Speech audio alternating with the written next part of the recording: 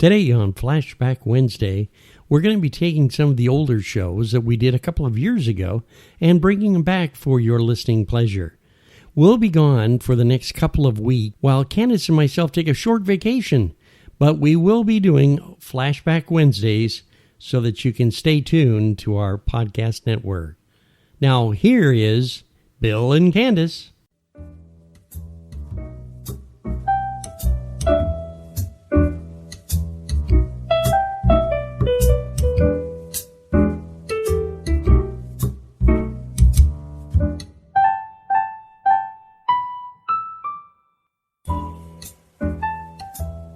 I'm Bill. And I'm Candace. And we're the Disruptors. Oh, this is going to be an exciting show today because the Oscar Mayer Wiener truck is outside the door and I can't wait.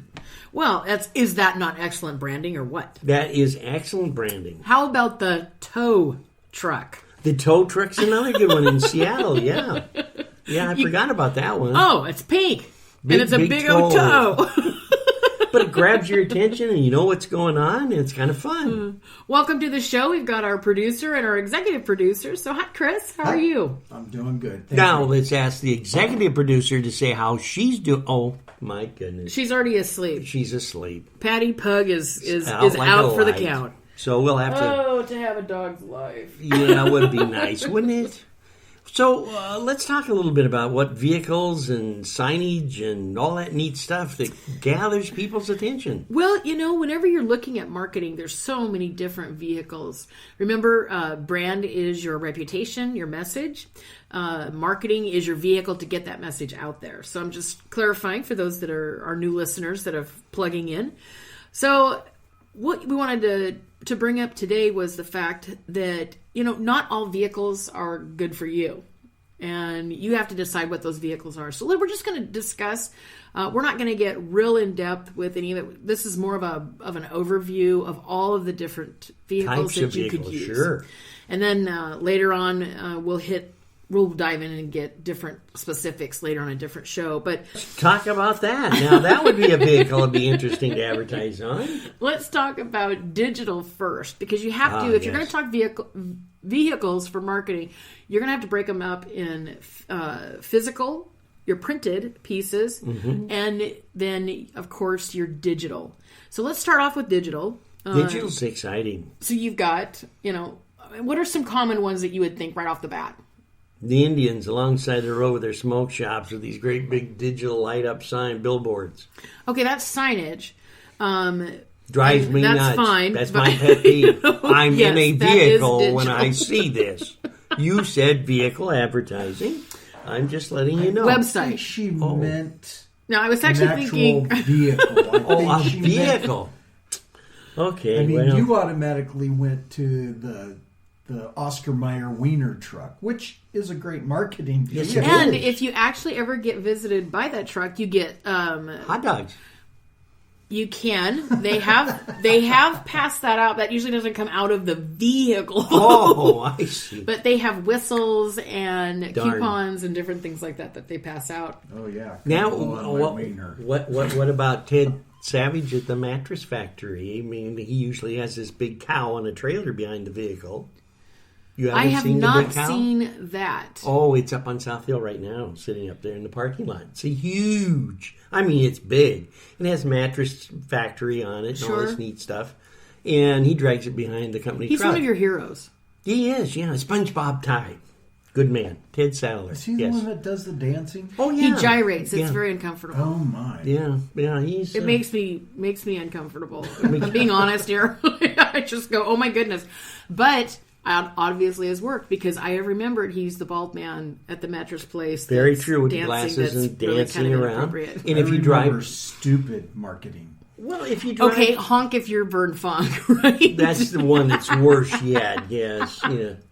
Although he sold it, he sold his insurance company and made millions. Did very well, and it's all because he started with advertising of a different type. Of course, that was on the media. How about the Insurance General? Oh, yeah. Now he has the basketball player with him. We have definitely rabbit trailed way beyond what we were going to talk about. Well, it's... How about Boston Markets? Well, there's a reason why they closed in Washington State. I don't know if there's any that's open here. He doesn't like it because their marketing thing, their commercials were Boston Market, Boston Market. Oh. And it was it was rather annoying. It was. But if you stop and think about it, it was annoying. But then when you incorporate a car or a sign on the car that's the same company, when you think of it immediately.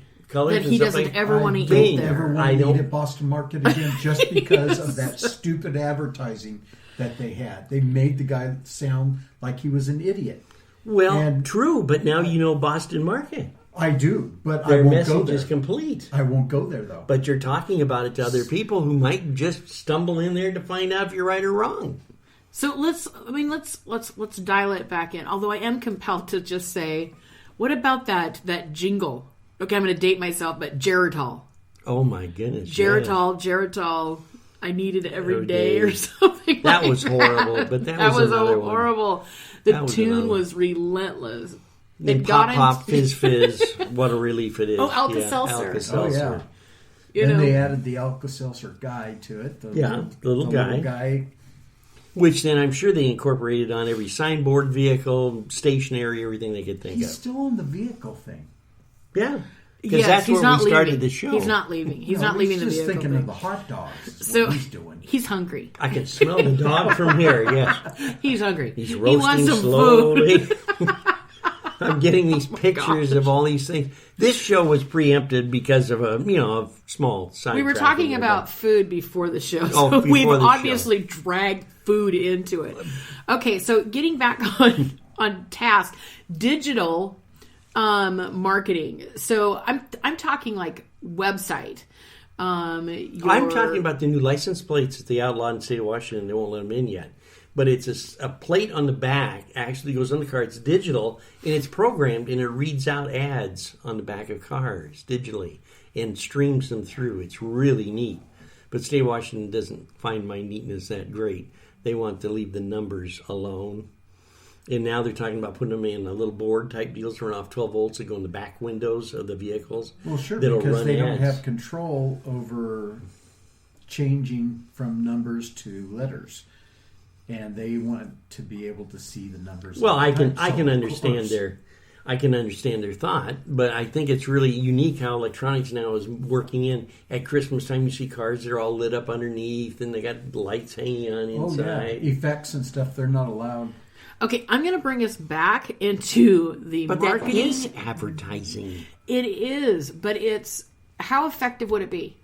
How effective would it be?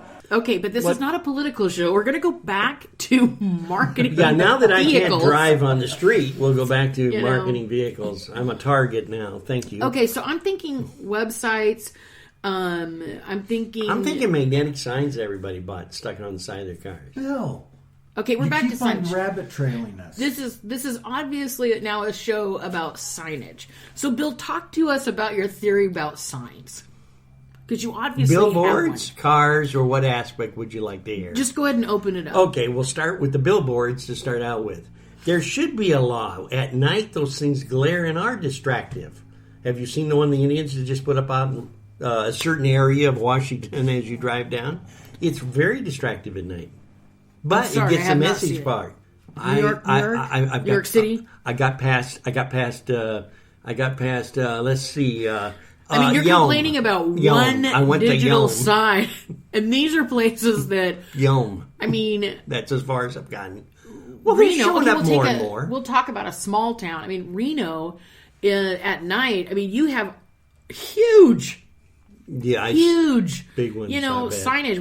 We had just visited Reno, and I mean, driving that strip is really crazy. Something, I imagine. Well, it's bright lights, big city. I don't know how else to put it.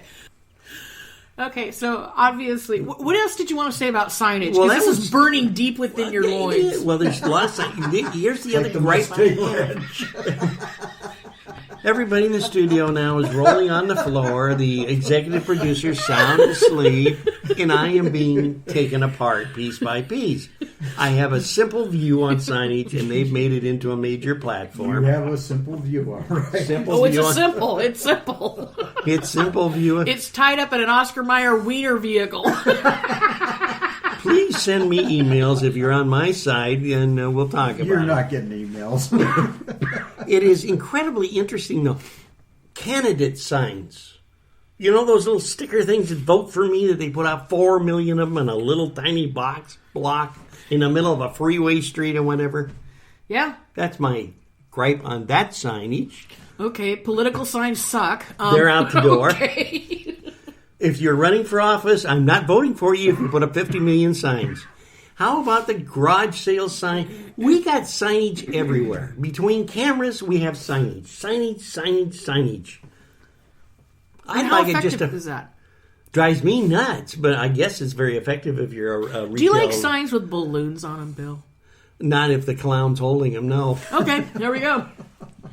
So he doesn't like digital electronic signs. He doesn't like candidate signs. He doesn't like signage, period. So how do you expect people to get you like signs on... Do you want to know that you're stopping by Taco Time, or is it Kentucky Fried Chicken? I didn't say those signs I didn't like. Well, I'm not really sure here, because at this point, you're just looking at a naked piece of cardboard, and you're complaining. So if it's pink and out in the middle of the street, yes, I'm complaining. No, there's signage everywhere. We're inundated with it. Everywhere we go, on side of buildings, telephone posts, signs, everywhere we go. Signage, and naturally, you got to advertise somehow. Well, however... Okay. Let's remember, signage has been going on for a long time. It's tasteful. I mean, go back to the 50s, and they had the barber. They had a song. Remember? Sign everywhere, a sign. Yeah, that's 60s, right? Yeah, I'm back further. 60s. Okay. Burma Shave started in 1952. I've moved back a little bit. Yep. You're up here with the hippies. I'm with the farmers over here. You can go back to the Western era. You can go back to when Rome was... I mean, there's been signage. Signage. Okay, well, I'm not going to argue about that. The Library of Alexandria had a sign. Library of Alexandria. Oh, good. I'm just letting you know. But these are facts I didn't have. Egypt appreciated signs. Well, that's good. And now our viewers will appreciate the fact that we have signs.